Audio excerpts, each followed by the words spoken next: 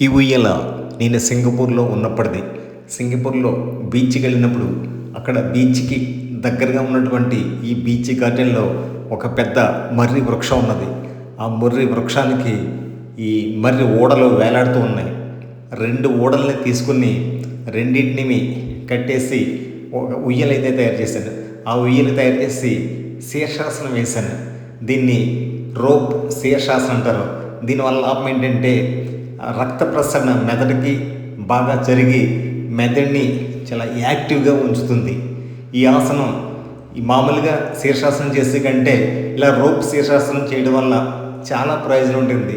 అంటే తలకి ఏ విధమైనటువంటి ప్రెషర్ లేకుండా ఉంటుంది. కాబట్టి రోప్ శీర్షాసన చాలా బెటర్. ఇలాంటి ప్రకృతి ఆహ్లాదకరమైనటువంటి చెట్ల కింద ఈ రోప్ శీర్షాసనం చేసుకుంటే చాలా మంచిగా ఉంటుంది.